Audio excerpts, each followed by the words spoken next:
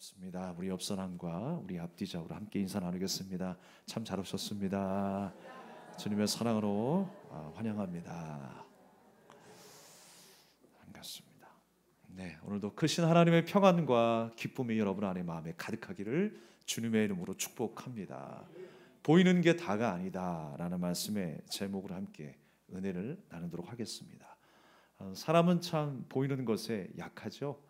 쉽게 영향을 받기 일쑤입니다. 좀 더 예쁘게 보이고 싶고요, 또 어느 때는 좀 더 강하게 보이고 싶어 합니다. 이것이 사람의 심리죠. 어느 때는요, 고가의 메이커 가방을 그 메이커 가방을 통해서 나를 대변하고 싶어 하고요, 또 어느 때는 메이크업과 문신을 통해서 나의 강함을 드러내고 싶어 하는 마음이 생깁니다. 근데 짐승도 좀 비슷한 점이 있어요. 자신의 목적을 달성하기 위해서 어느 때는요, 그 몸의 색깔을 변화시킵니다. 또 그 왜소한 몸매를 부풀리기도 합니다. 그래서 그 목적이라는 게 뭐예요? 상대방을 유혹하기 위해서 색깔을 변신하죠. 몸집을 부풀려서 상대방을 유혹하기도 합니다. 그리고 위협적인 적이 나타났을 때에 공포를 주기 위해서 색깔을 막 변화시켜요. 한 2년 전까지 저희 집에서는 카멜레온이 서식하고 있었습니다. 아들과 함께 베일드 카멜레온이라고 이 녹색 그 짐승을 키웠는데요, 색깔이 얼마나 예쁜지 그 녹색을 바라보고 있으면 참 마음이 순수해지는 것 같은 느낌이 들었어요. 근데 어느 순간에 이제 얘가 위협을 받는다라고 생각하잖아요. 그럼 색깔이 변해요. 카멜레온이 원래 색깔이 잘 변하는 동물이잖아요. 자기가 위협을 받기 시작하면요, 갑자기 몸에 점이 생겨요. 그래서 색깔이 갑자기 시꺼멓 띡띡해지는 게 색깔이 영 안 좋아요. 그래서 나는 이런 사람이 아니죠. 나는 이런 카멜레온이야 라고 하는 것을 보여주기라도 하듯이 공포를 주기 위해서 색깔을 바꾸더라고요. 근데 그거 보면 정말 마음이 별로 안 좋아요. 얘가 무슨 생각을 하고 있는가? 얘가 겁을 많이 먹었나? 아니면 위협감을 주기 위해서 이렇게 색깔이 변했는가? 별 생각을 다 하게 됩니다. 또 거기에 소리까지도 질러요. 원래 카멜레온이 소리를 못 내요. 그런데 소리를 지른다고 막 위압감을 줘요. 하나도 안 무섭습니다.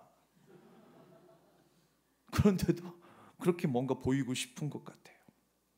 사람도 그렇잖아요. 뭔가 갑자기 변화되면 놀라고, 뭔가 색깔에 놀라기도 하고요, 소리에 놀라기도 하고, 뭔가 그렇게 영향을 쉽게 받아요. 그래서인가요? 사람은요, 저마다 큰 것에 압도당하는 것 같아요. 화려한 것에 압도당하는 것 같아요. 그래서 요즘에 마트도요, 조그만 마트보다 대형 마트를 주로 가잖아요. 그리고 커피숍도 점점 커져요. 예전에는 커피만 팔았는데 이제는 빵도 팔고 장난감도 팔고 심지어 옷도 파는 카페를 봤어요. 점점 커지더라고요.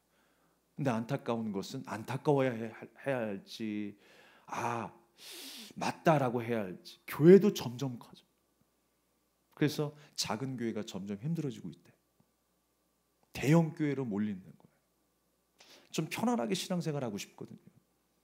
고민 안 하고 신경 안 쓰고 갈등 없이 그냥 신앙생활하고 싶거든요. 그러다 보니까 대형 교회에 몰린다라고 하는 것입니다.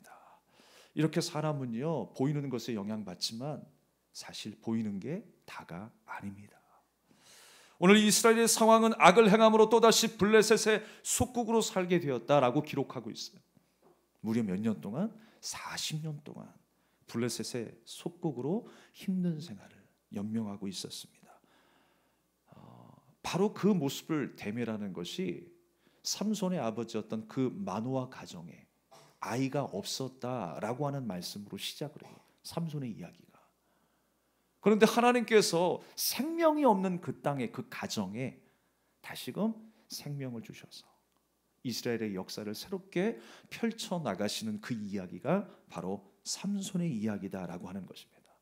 힘센 장수의 이야기에 그치지 아니하고 이 삼손의 이야기는 타락한 이스라엘 백성들이 하나님 앞에 어떻게 서야 하는가에 대해서 우리에게 진한 인상으로 말씀하고 있습니다.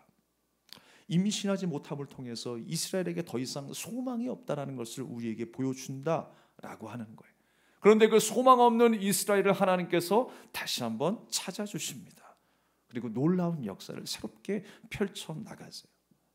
아이가 없던 그 마노아 가정에 하나님께서 아이를 주셨는데 그 아이의 이름이 뭐라고요? 삼손. 그의 이름은 작은 태양이라고 하는 뜻이었습니다. 자, 지금부터 삼손의 이야기를 풀어갈 텐데요. 그를 통해 일어났던 모든 일들이 우연이었을까요? 아니면 하나님의 특별한 섭리였을까요? 하나님의 특별한 섭리가 있었어요. 하나님의 계획이고 은혜였다라는 것을 우리가 알게 되는 것입니다. 우리가 생각할 때 삼손은 어떤 사람입니까?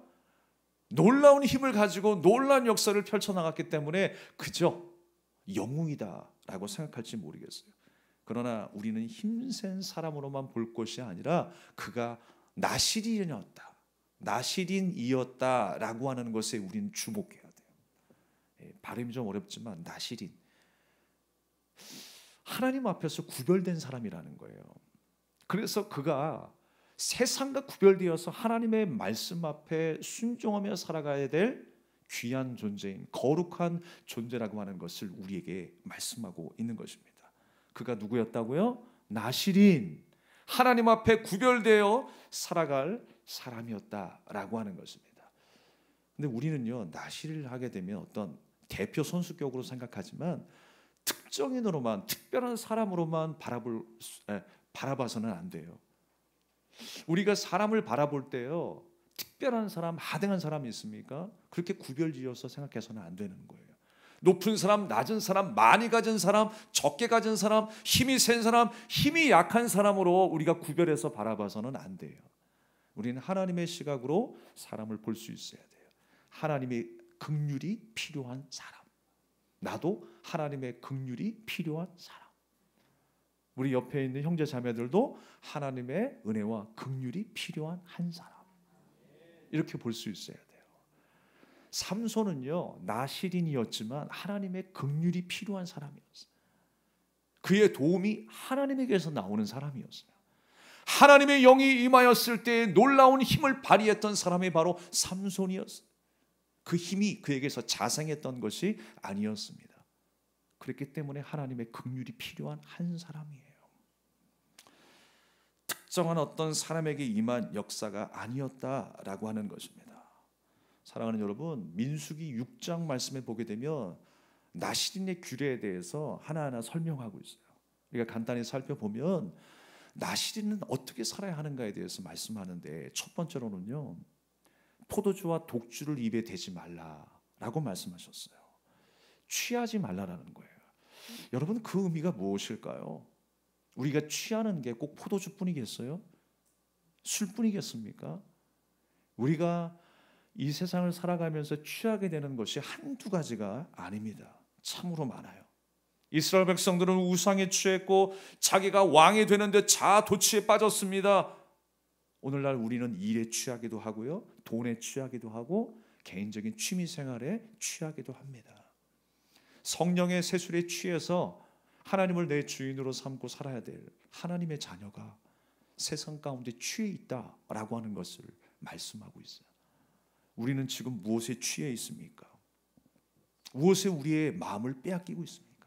취한다라고 하는 것은 여러 가지 의미로 우리가 생각할 수 있어요. 내 마음을 뺏기는 것이죠. 또 어떤 일들 위해 그 열정을 퍼붓는 것이죠. 더 집중하는 거예요. 이스라엘 백성들이요, 지금 마음을 무언가에 빼앗겼습니다. 우상에게 빼앗겼어요. 그러니까 하나님의 말씀은 점점 귀에 들어오지 않습니다. 더 낮고 건강한 웰빙의 삶을 꿈꾸기보다 더 강한 쾌락을 쫓아가며 맥없이 인생을 맡겨버리는 불완전한 인생, 그 불완전한 인생을 살았던 사람들이 이스라엘 백성들이었어요. 그래서 한순간에 하나님을 향한 그 믿음의 의지는 꺾여버렸어요.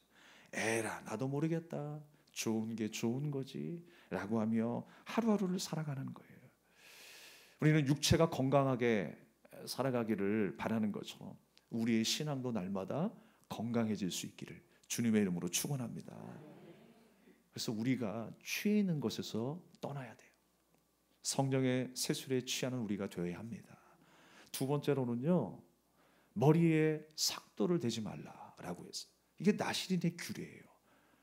머리에 삭도를 대지 말라.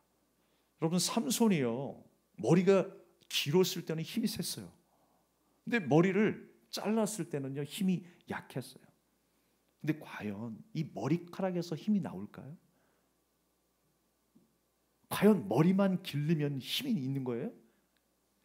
머리가 길면 길수록 내 신앙의 수준도 높아지는 것일까요? 내 삶의 능력의 정도가 머리카락의 길이가 아니었다라는 거예요. 하나님께서 머리에 삭도를 대지 말라라고 하는 의미는 무엇입니까? 하나님의 은혜가 삼손과 함께 하고 있다라고 하는 증표예요. 그것을 삼손에게 보여주시고 이스라엘 백성들에게 보여주시는 거예요. 또한 우리들에게 확인시켜 주시는 거예요. 하나님과의 약속이고요, 하나님과의 어떤 마지노선이었어요. 이것은 내가 너에게 보여주는 증표다라고 하는 거예요. 하나님께서 우리와 함께 하실 때에 어떤 역사가 나타나는가, 하나님의 말씀에 순종하였을 때에 어떤 삶의 역사가 펼쳐지는가를 우리에게 보여주고 있는 것입니다. 하나님의 말씀에 순종해야 될 나시린, 그렇게 머리에 삭도를 대지 말며 순종하였을 때에 그런 힘이 센 장수로서 쓰임받을 수 있었습니다. 이스라엘의 사사로 쓰임받을 수 있었다라고 하는 것입니다. 머리카락 자체에서 힘이 나오는 것은 아니었다라고 하는 것입니다. 머리를 기른다고 다 힘세면 정말 머리 긴 사람들은 난리를 치겠죠. 하나님이 우리와 함께 하시니까 그 능력 앞에 순종하며 살라고 하는 증표이고 하나의 교훈 아니겠습니까? 그런 의미에서 삼손의 머리카락을 이해해야지. 야, 머리카락이 길었기 때문에 힘이 세었다. 그건 사람의 생각이었어요. 내가 가진 권세나 자랑이 머리카락이 아니었다라고 하는 것입니다. 이와 같이 여러분, 우리는 신앙생활 하면서도 그럴듯하게 구색을 갖추며 예배할 수 있고, 그럴듯하게 교제할 수 있고, 신앙생활 할 수 있어요. 그러나 여러분, 구색만 갖춘다고 해서 신앙생활이 아니에요. 온전한 신앙생활이 아니라는 거예요. 우리는 하나님이 보시기에 아름답고 정말 영과 진리로 드릴 수 있는 예배, 하나님이 기뻐하시는 신앙생활을 해야 합니다.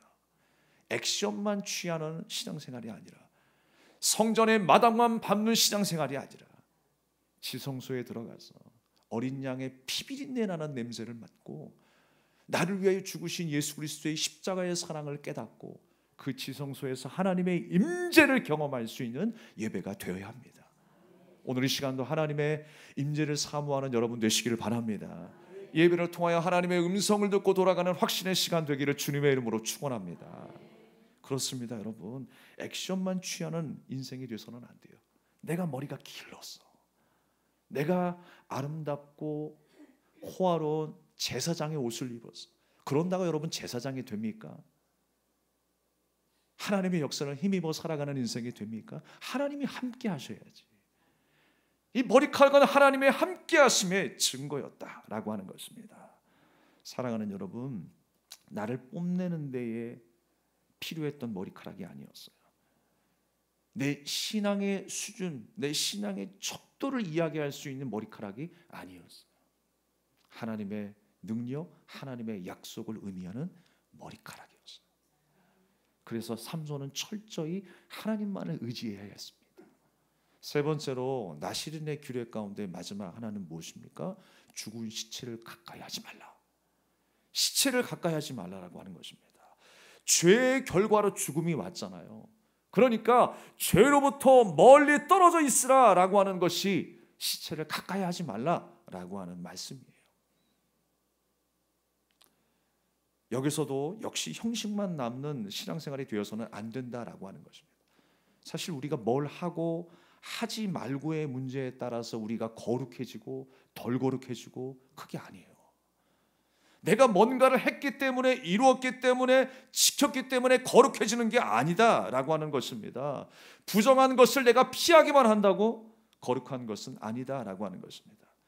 하나님이 명하신 말씀에 순종하며 살아가면서 야, 이것이 주님의 은혜였구나라는 것을 깨닫는 거예요.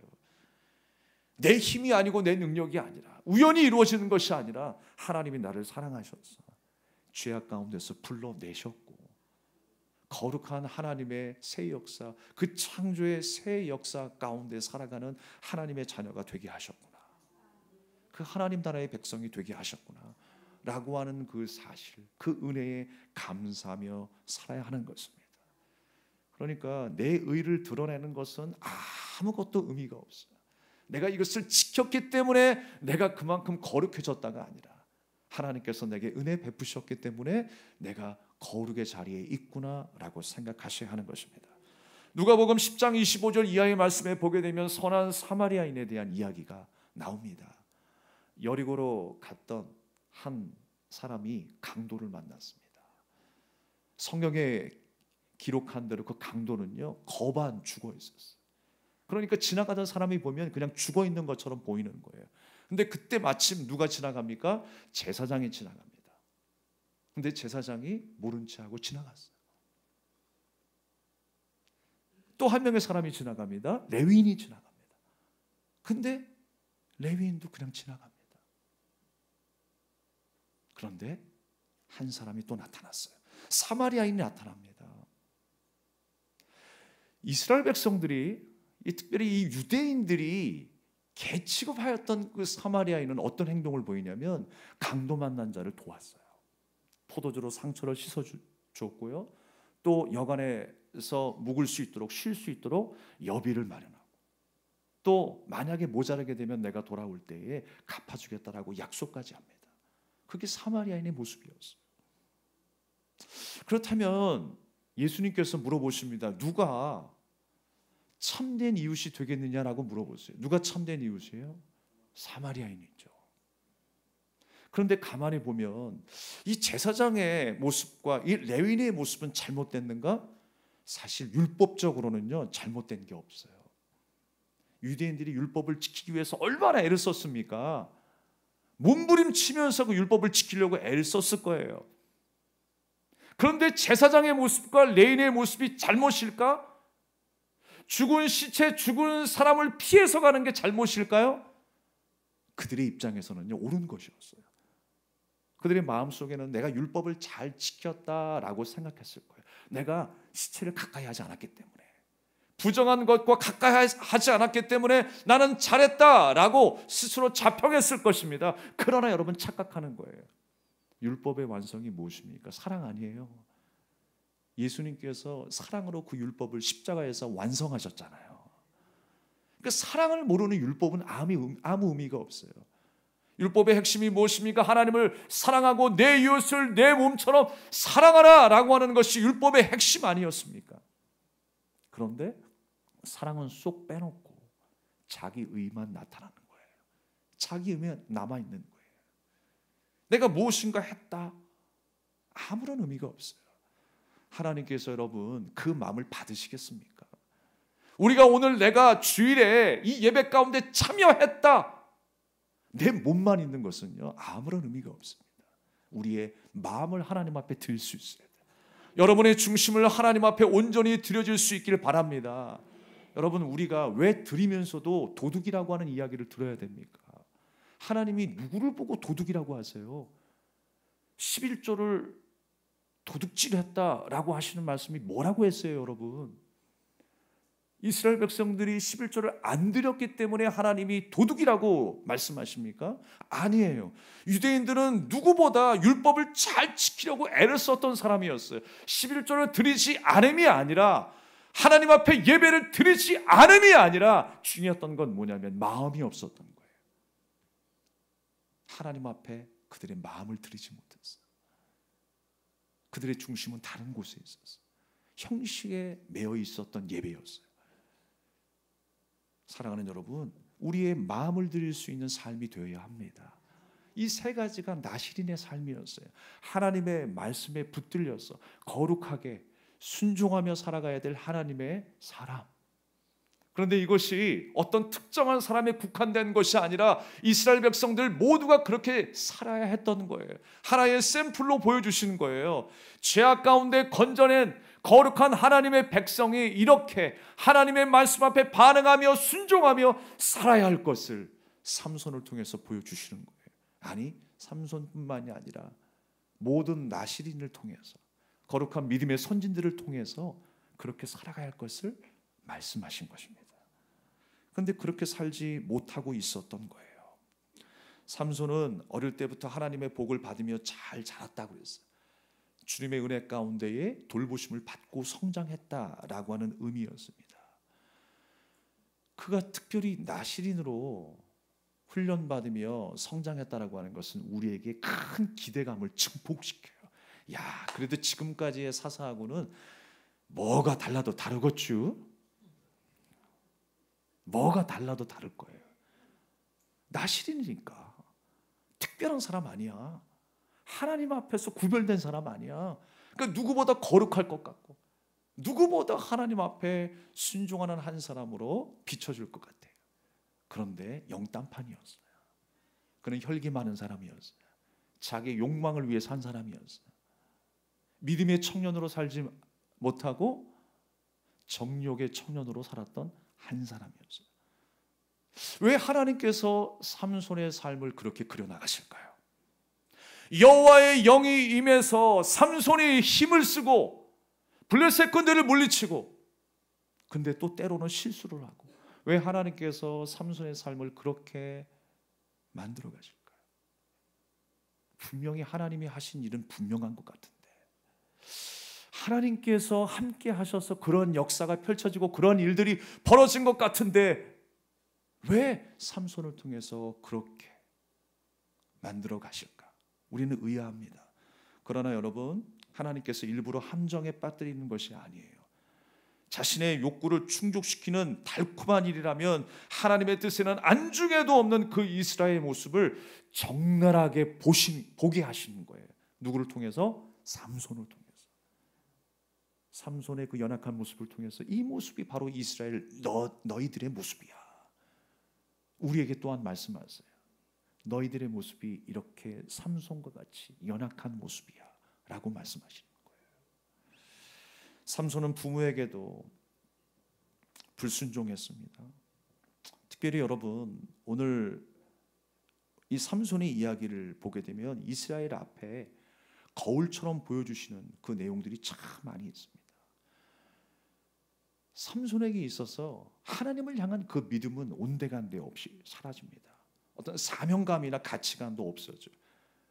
그냥 보기에 좋은 대로 행하였던 사람이 바로 삼손이었어요. 마치 이스라엘 백성들이 자기의 옳은 소견대로 행하였더라 했던 것처럼 말입니다. 사랑하는 여러분, 이제 이 삼손이요 블레셋 여인을 만납니다. 딥나에서 한 여인을 만나요. 그가 바로 블레셋 여인이었어요. 근데 그 블레셋 여인에게 사랑에 빠집니다. 그리고 그에게 청혼하기 위해서 길을 떠납니다. 사실 여러분, 그의 아버지였던 마노아가 반대를 했어요. 아니, 여자가 없어서 그 이방 여인을 아내로 맞이하려고 하느냐. 근데 여러분, 삼손의 그 모습이 어떤 모습인 줄 아세요? 오늘 말씀의 제목이 딱 삼손의 모습이에요. 보이는 것이 다가 아닌데 보이는 걸로 만족했어요. 자기 눈에 보기에 그냥 좋은 여자였던 거예요. 그냥 눈에 들어오는 거예요. 모르겠습니다. 얼굴이 이뻤는지 몸매가 좋았는지 모르겠습니다. 그런데 그냥 눈으로 보기에 좋았던 한 여자를 자기 아내로 취하고 싶었던 거예요. 자기의 옳은 소견대로 행하고 있는 거예요. 보이는 게 다가 아닌데 자기가 보기에 내 욕구에 충족될 만한 그 한 여자를 만나서 아내로 삼기 원했다라고 하는 것입니다. 그래서 이 삼손이 블레셋 여인에게 청혼하기 위해서 길을 떠납니다. 그런데 우연히 갑자기 한 젊은 사자를 만나요. 그 젊은 사자가 포효할 때에 삼손은요 그 사자를 맨손으로 찢어 죽여버립니다. 그리고 나중에요 그 여인을 만나기 위해서 다시 그 길을 지나가는데 자기가 죽인 그 사자의 죽음이 보였어요. 근데 특별하게도 그 사자의 죽음에 벌떼가 모여 있었어요. 벌떼가 모여 있으면 또 뭐가 있어요? 꿀이 있잖아요. 그래서 그 꿀을 자기가 찍어 먹습니다. 그리고 그 꿀을 가져다가 부모에게도 줍니다. 아니 나실인의 삶이 어떤 삶이라고 그랬어요? 죽은 시체를 가까이 하지 말라고 그랬잖아요. 근데 하나님의 말씀에 그렇게 불순종해 버려요. 그리고 부모까지 죄인 만들어 버려요. 젊은 사자가 누구입니까? 성경에서 여러 각도로 우리에게 상징되어 보여지지만 그 젊은 사자는 힘 있는 사자 아니겠어요? 블레셋을 상징하는 거였습니다. 그가 힘이 있어서 블레셋 군대를 물리쳤을지는 모르겠습니다. 힘을 자랑했을지 모르겠습니다. 그러나 여러분, 그 안에서 나온 꿀의 유혹은 넘어가지 못한 거예요. 우리가 세상을 등지고 하나님 앞에 거룩한 하나님의 자녀로 살겠습니다 라고 결단하지만 여전히 끊어버리지 못하고 세상의 달콤함 속에 묶여있는 우리의 모습은 없습니까? 그것을 내가 끊어버려야 하는데, 그것보다 내가 더 하나님을 사랑할 수 있어야 하는데, 하나님의 비전을 온전히 볼 수 있어야 하는데, 그 달콤한 세상 유혹을 여전히 끊어버리지 못해서 우리는 여전히 세상의 노예로 살아가고 있지는 않습니까? 그 모습을 우리에게 보여주고 있는 것입니다. 상식적으로 우리가 생각해 보면요, 그 죽은 시체 가운데는 뭐가 날라와요? 상식적으로 한번 생각해 보세요. 파리가 날라오겠죠. 구더기가 고이든지. 그런데 뭐가 모였어요? 꿀이 모였어요. 아니, 벌이 모여 있어요. 그리고 꿀이 그 안에 있어요. 이게 말이 되는 상황입니까? 그러니까 생각해 보면 이건 사람의 일이 아니라 하나님께서 지금 주관하고 있다라고 하는 사실의 역사예요. 하나님께서 뭔가 일들을 이루시기 위해서 삼손을 통해 역사하시고 삼손을 통해 이스라엘을 변화시키기 위한 하나님의 계획이었음을 우리는 생각해야 합니다. 하나님께서 하신 특별한 일임을 우리가 알 수 있는 거예요. 일부러 함정에 빠뜨리는 것이 아니라 그 자기의 욕구 충족을 위해서 달콤한 일이라면 하나님의 뜻에는 안중에도 없는 그 이스라엘 백성들에게 삼손의 모습을 좀 보라고 하는 거예요. 그들의 신앙을 좀 점검하라 라고 하는 것입니다. 비록 그는 사자를 죽였지만 죽은 시체 안에 꿀을 버릴 수 없어서 나실임에도 불구하고 부정한 꿀을 개걸스럽게 먹었습니다. 블레셋이라고 하는 그 힘 있는 사자를 물리쳤을지 모르겠습니다. 죽였을지 모르겠어요. 그러나 그 안에 담겨진 세속적이고 탐욕스러운 그 쾌락의 꿀은 지금도 여전히 빨아먹고 있어요. 하나님 앞에 거룩해야 될 백성이 그러지 못했다라고 하는 것입니다. 이스라엘 백성들은요, 거룩한 백성으로 부름을 받았습니다. 하나님만 바라보고 오직 하나님의 말씀에 순종하며 살아야 할 것을 주님이 요구하셨어요. 그러나 삼손의 모습처럼 말씀에 불순종하며 자신의 눈과 생각에 보기 좋은 길을 택하며 살기 시작했어요. 사랑하는 여러분, 우리도 하나님 앞에 거룩한 성도로 부름을 받았습니다. 그렇게 거룩하게 부름을 받고도 여전히 세상이 주는 부정과 쾌락과 기쁨에 눈이 멀어 있다면 삼손과 별반 다르지 않을 것입니다. 여전히 돈이 너무 좋기 때문에, 친구가 너무 좋기 때문에, 여가 생활하는 것이 너무 좋기 때문에, 세상에 주는 그 명예가 너무 좋아서 하나님의 거룩한 계명을 어기면서까지 살아가는 것, 지혜로운 성도의 모습이 아닌 것입니다. 말씀을 마치겠습니다. 여호와의 영이 임했을 때 어떤 일이 발생했어요? 삼손에게 힘이 임하기 시작했어요. 엄청난 힘이 생겼고 상상할 수 없는 기적들이 일어났습니다. 하지만 여러분, 하나님이 간섭하시는 목적은요, 한 사람을 영웅으로 만드는 일이 아니었어요. 우리가 기억하는 삼손은 힘이 센 영웅이다 라고 하는 정도만 기억할지 모르겠지만 그는 영웅이 아니었어요. 진짜 영웅은 하나님이십니다.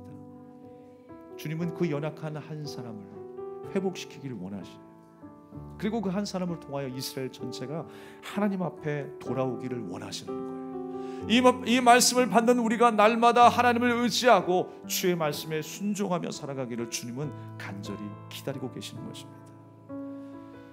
우리를 영웅으로 만드는 일보다 더 중요한 것은 뭐냐면 하나님이 하신 일들을 우리가 보게 된다라는 거예요. 모든 주의 백성들이 하나님 앞에 거룩하게 세워져서 찬양하는 그 순간을 주님은 기다리고 계시는 거예요. 이제는 우리의 영의 눈을 떠야 할 때가 왔습니다. 영의 귀를 열어야 할 때가 온 것입니다. 우리가 살다 보면 누구나 어려운 때가 찾아옵니다. 그런데 하나님의 영광을 드러낸 사람들의 간증에는 다 공통점이 있어요. 고통이 하나님의 은혜였다라고 하는 것이었습니다. 영의 눈을 뜨게 되는 순간이 된 것이죠. 삼손의 삶이 정말 인간적으로 또 하나님이 보시기에 합당치 못한 인생이었지만 하나님께서는 그 연약함에도 불구하고 이스라엘을 구원하시기 위해서 그를 사사로 사용하셨던 것입니다.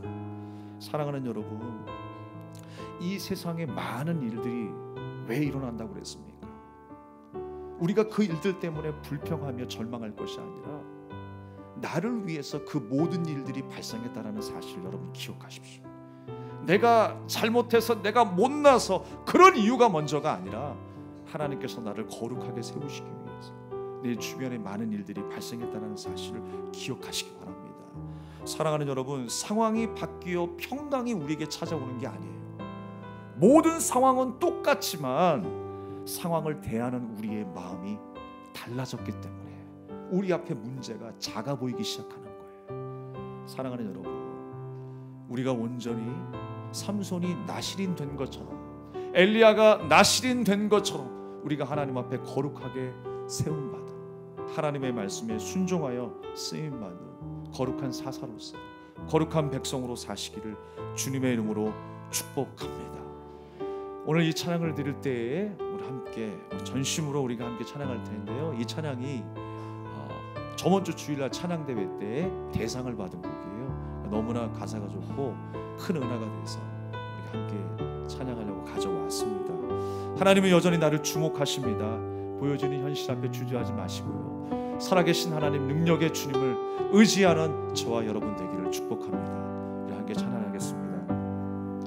지금 서 있는 이곳에서 높임을 받으소서.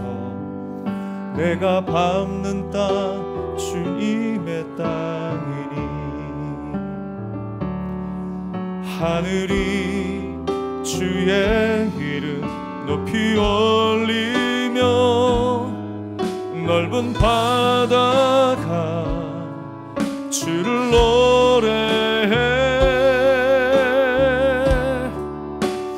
모든 만물 주를 경배해 모든 입술 주를 찬양해 천지를 만드신 만물의 통치자 높임을 받으소서. 내 평생에 주의 이름 높이며 어느 곳에서든지 주님을 예배하리라. 내가 밟는 모든 땅 아버지의 영광이 선포되어야 하리. 찬양하며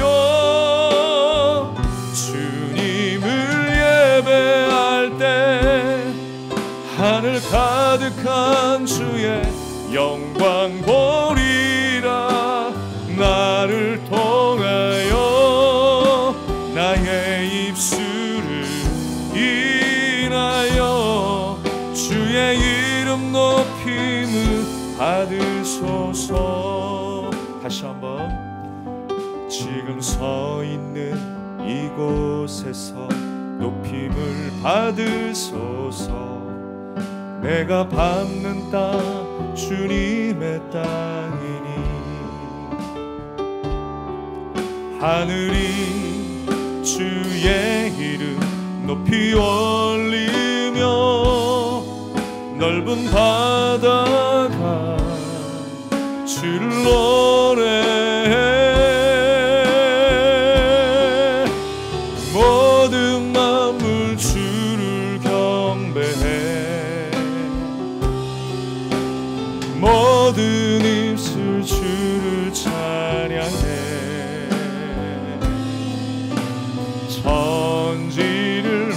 반드시 만물의 통치자 높임을 받으소서. 내 평생에 주의 이름 높이며 어느 곳에서든지 주님을 예배하리라. 내가 밟는 모든 땅 아버지의 영광이 선포되어야 하리. 찬양하며 주님을 예배할 때 하늘 가득한 주의 영광 보리라. 나를 통하여 나의 입술을 인하여 주의 이름 높임을 받으소서. 내 평생에